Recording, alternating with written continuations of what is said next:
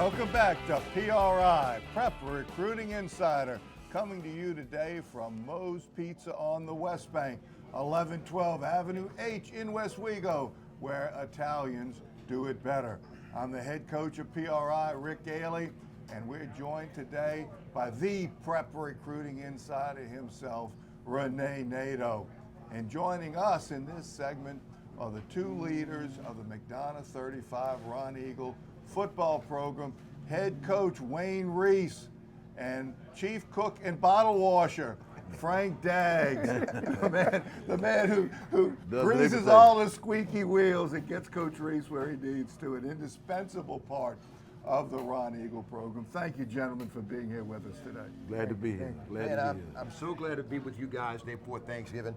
First, I'm going to ask you, Wayne, this isn't your first rodeo. 48 years coaching, you've been around, but it's always special to be playing Thanksgiving week. That means you've overcome a couple of hurdles and your team is playing good right now. Well, that's a goal for everybody, I guess, in high school, to be playing football this time of year.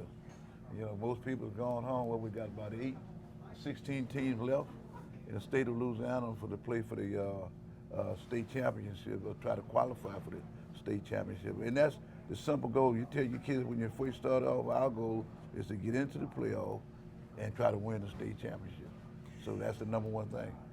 And Frank, being a defensive coordinator, you've been in this spot as a player and now you as a coach, but you have so many weapons on defense, guys that you can, movable parts and things like that. I can't say it makes your job easier, but it's interesting what you can do with the talent on defense. Yeah, it's very interesting. It's been a pleasure to have guys that actually know football and understand what we're trying to do, so it makes it that much easier on the field for them. And even though we rep every play and rep everything we need to do, you can't recreate the game speed, but they know how to adjust to everything and make everything roll, you know. And Frank, looking at Thanksgiving week, as I had mentioned earlier in the show, it's the best week of the year because you get to coach football and no school involved, and people don't realize how much preparation that we have to do as teachers in the school. But when you look at this week, you get to spend more time not only on your opponent, but on yourself as well, and a lot of self-correction. Talk about how your role as a defensive coordinator in putting together the practice plan for the defense changes this particular week. Well, Plaquemine High School runs a very unique offense. You know, they run the wing tee out of the shotgun formation, a lot of motion and misdirection plays. So we have time to actually sit and walk through what they're trying to do and figure out what they're trying to attack at every snap of the ball. So it's been real helpful this week, and like today we're gonna go back and do some other things that they do well and try to eliminate that, you know. So it's been good. And it's important, Wayne, with your experience, to be able to get the repetitions this week without wearing the players out, because it's real easy for coaches to try to put too much stuff in and spend too much time on the field. Talk how you have to balance the preparation, but yet keep your team fresh. Well, the number one thing is that you don't want to overwork the kids. And the thing about it, you want to pick out things that got you to the point you're at right now. And all you want to do is rep those things. You don't want to overdo the things. You know, some people get out there and run the kids at that. They just run play after play after play. And really, you'll tire that kid out. That kid been playing 10 games already. 10 games already. So you have to, total. So it's a total of 14 games right now, and you're going to play 15 for the total for the win the state. And you have to watch how you can manage those kids to keep their muscles and stuff not overwork, and where they be cramping up and doing all kind of things that really is not involved with football. It's you all, Warren Easton, Carr, Landry Walker, just 4 schools from this area, public schools, that are still alive and playing. We've talked about it so many times, Wayne, on TV and elsewhere, the kind of talent in this area. Oh, you come out of this area, you're a survivor, you know, and so what does that say about the type of talent that you play week in and week out? Well, it's year after year. You know, you got good park recreation that feeds the high school and stuff, and if you go to a recreation a park football game, it's just like that. You got the college coaches coming down and watch the kids. You got the high school kids got coaches trying to watch the kids and stuff, and try to encourage them to try to come to your school and everything. And look, it's a dog eat world out there trying to get the best kid that will fit your program. All kids don't fit your program. You might have some of the greatest kids out there, but they won't fit. And that's what you got to try to find out and try to convince them. Come on, hey man, register at my school. Apply at my school. It's a difficult situation right now, but you got to try to get those kids and try to get the type of kids you want. And then also you got to scout. You got to scout your school. You got some big old guys walking around that need to be playing something, and you try to get those guys to come out and everything.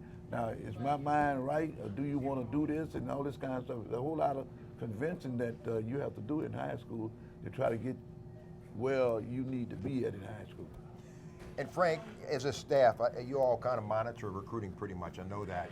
How tough is it right now with social media and things go on so much right now that the recruiters sometimes go right to the kids? How close do you all monitor that as a staff? Well, actually, you know, with the social media, most of the college coaches do connect to the kids straight ahead, but the kids sometimes tell us what's going on, keep us in the loop. You know, it's very difficult though, because we wouldn't know what's going on, you know, if the kid wouldn't come tell us.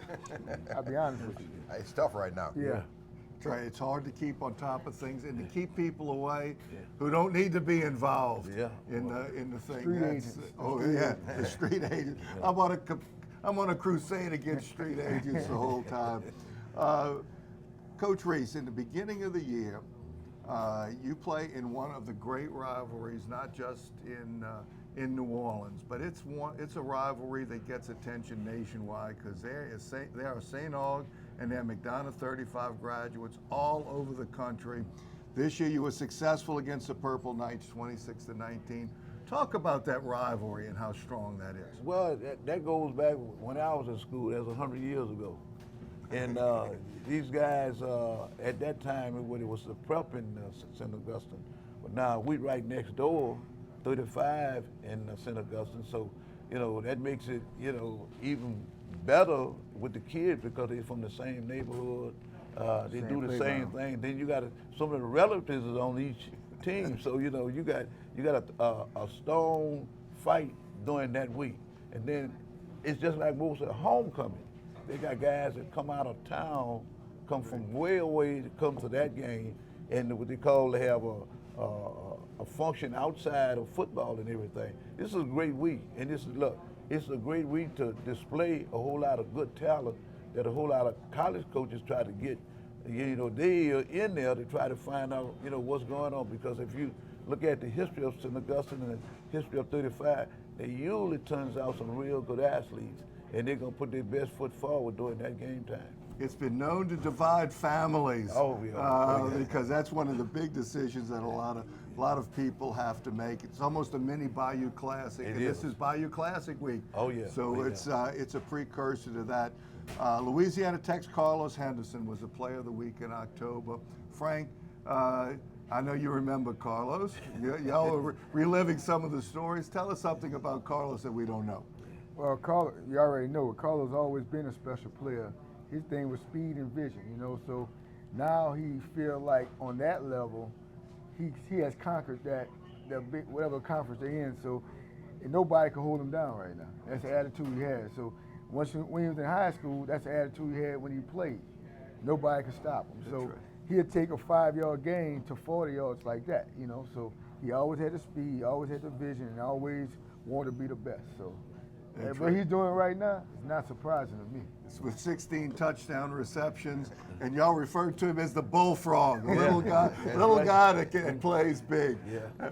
That's Coach Wayne Reese and Coach Frank Daggs. That's two of the reasons that the Ron Eagles are the Ron Eagles. When we come back after this timeout, we're going to have some of the Ron Eagle players after this.